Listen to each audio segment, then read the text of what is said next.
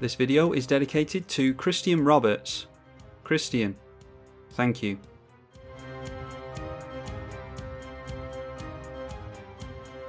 Firesong and Sunspeaker versus Samut, Voice of Dissent, Teysa Karlov, and Radha, Heart of Keld. With one hell of an opening hand actually. We're going to empty our hand quite quickly, but at least we'll be able to litter the board with angels, hopefully, with that enchantment. Yeah, we do want to get into a lot of ramp in this deck because we do have a 6-mana commander and Boros isn't exactly known for generating lots of mana. And we are starting things off just to make things even faster, so let's go for Ancient Tomb into Sol Ring. We've drawn into Chromatic Lantern, so we'll actually be able to get that down along with a land tax this turn for an even faster start than we were already going to have.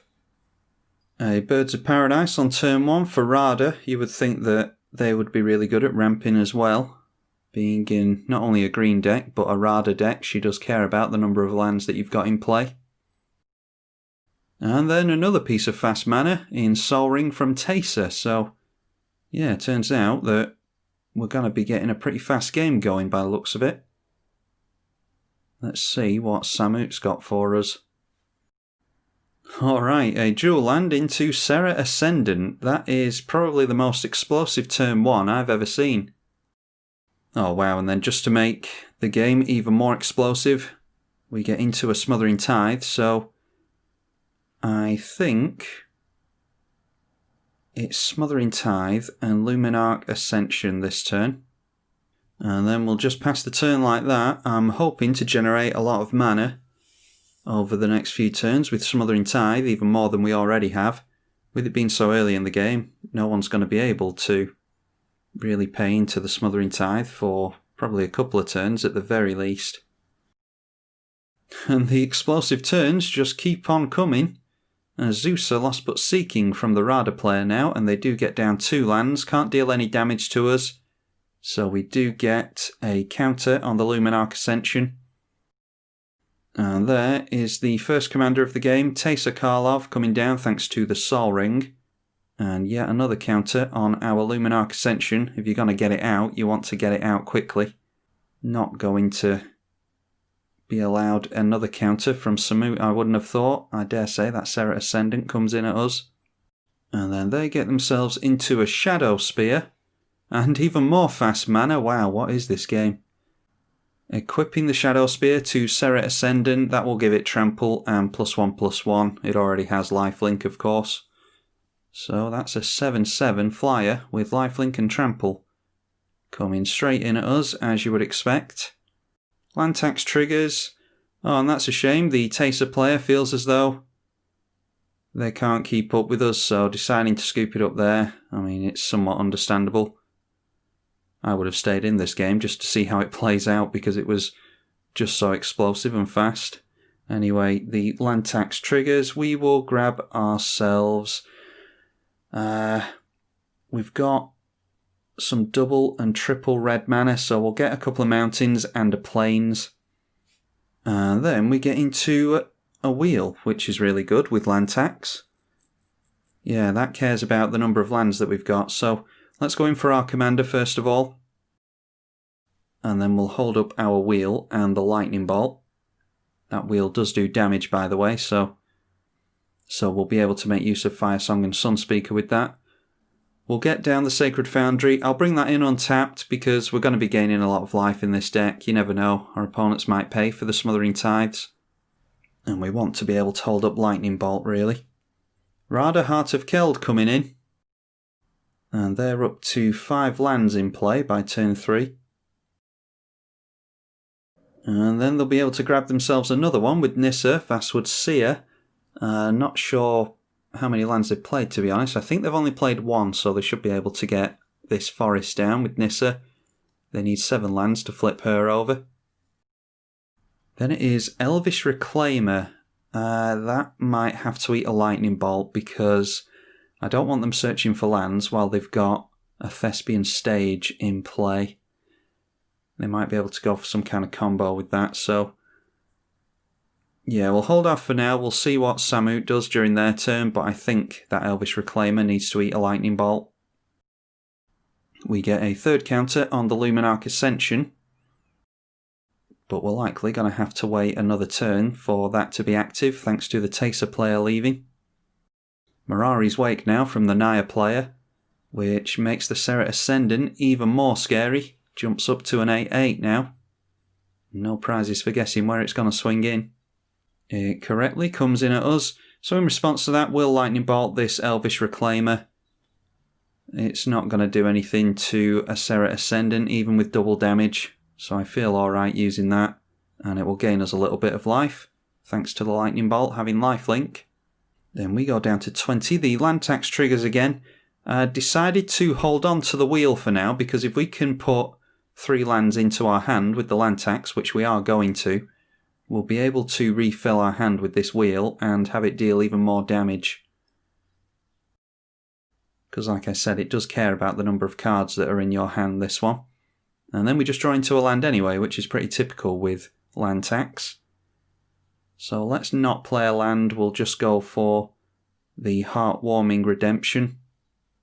And we're going to gain life equal to the number of cards that are in our hand, so we'll go for a Lightning Bolt onto... I'm not sure where to put it actually. Let's just put it on the Serret Ascendant, because we have gotten into some more burn here. Yeah, that Lightning Helix is going to do a lot of damage for us. Let's get down the Sunbaked Canyon and play that Lightning Helix. I want to make sure that we finish off the Serret Ascendant, because it is going to keep coming in at us. And then it's a bit tricky to work out with Lightning Helix. We can deal 3 damage with the Lightning Helix. That gives us lifelink damage, so we get another Lightning Bolt, and then we gain life from the Lightning Helix itself, which gives us another Lightning Bolt. So we'll deal the last bit of damage to Serret Ascendant, and then we'll get rid of the Nissa Vastwood Seer as well before that has chance to flip around. So that gets rid of those. We'll go in for the Swiftfoot Boots onto our commander. Really don't want to be replaying our commander over and over again if we can help it. And then let's Vandal Blast on the... Yeah, we'll Vandal Blast onto the Mana Crypt because they've got double mana on their lands over there, so the least amount of mana they've got, the better. Hold back our commander as a blocker because I'm not too certain that they're going to swing in both of those creatures at us to keep us off of Luminarch Ascension activations. We'll be able to make a couple of Angels during Samut's turn if we get our 4th counter onto the Luminarch Ascension. Radha going in for a Nyxbloom Ancient. They can generate 3 mana from the Birds of Paradise there. 2 cards in hand. It doesn't look as though they have any lands. Yeah, we definitely want rid of the Nyxbloom Ancient. Should be able to do it with a Starstorm actually, if we can, maybe Fiery Emancipation into Starstorm is going to do us some good. Anyway, we do get that counter with Luminarch Ascension, so we'll have to consider making some Angels at the end of Samut's turn. Or maybe not. Samut goes in for Wheel of Fortune, so in response I think we have to go for Starstorm. We'll take the Gruul player off of some creatures here. We won't get rid of their Nyxbloom Ancient, but we will get rid of 3 of their other creatures, plus we'll gain some life. So X is 3 there. We're going to deal 3 damage to 5 creatures, which is 15 points of life for us. Jumping up to 47.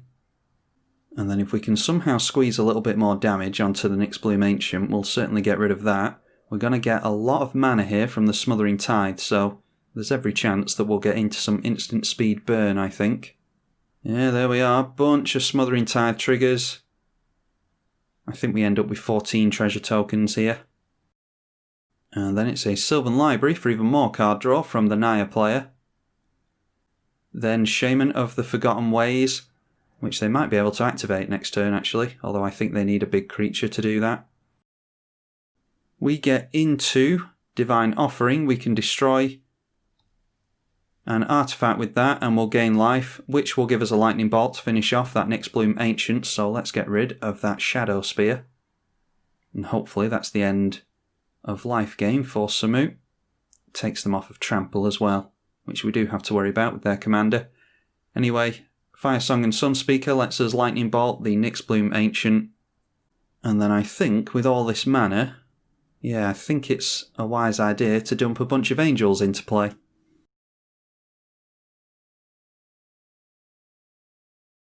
So we are going to end up with 6 angels to swing in at our opponents. And yeah, I think we go in... Oh, well, that makes up our mind for us, doesn't it? The Radha player decides to scoop as well.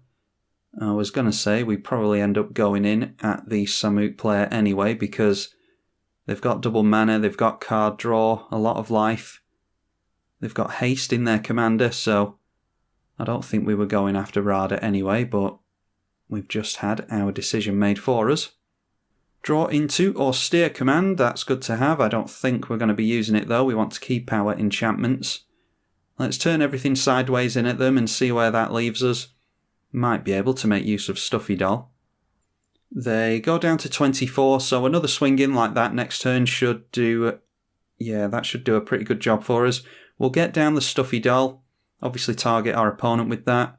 And if we went for Chain Reaction now, we would deal 9 damage to the Stuffy Doll, which would be directed at our opponent, and obviously that's not enough to take them out here.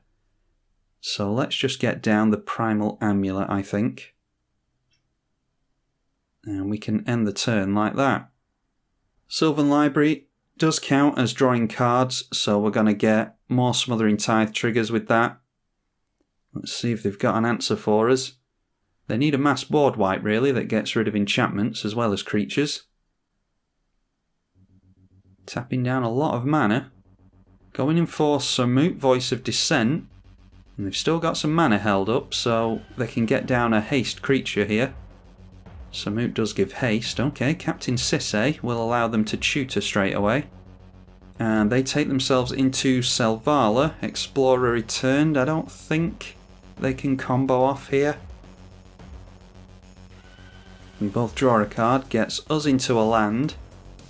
And our opponent didn't get into anything apparently, so deciding to leave it there. Yeah, riding the Luminarch Ascension into victory. I don't often run Luminarch Ascension. I'm actually very careful with the decks that I run it in. You don't automatically put it in a tokens build, for instance. It would go well in something like Atraxa or Gave or something that can proliferate like that, but oftentimes it paints a big target on your head. If you can get it in early and you rely on board wipes a lot, which we do in this deck, we deal a lot of mass damage from red spells and gain a lot of life from that, so that buys us enough time to get Luminarch Ascension online, as we saw in this game. But yeah, usually very careful about running that one, but it did allow us to get the victory off this time. Not sure how typical a game with Firesong and Sunspeaker this is, because we got off to a lightning fast start. Yeah, not sure how it would have gone otherwise. You'll all have to let me know if you want to see more from Firesong and Sunspeaker. This was just a quick exhibition match to show you all what Firesong and Sunspeaker are like. If you'd like to see more from it, then be sure to leave a thumbs up and subscribe, as well as dropping a comment saying that you'd like to see more from them. I'm tribalkai on the EDH channel. Thank you for watching.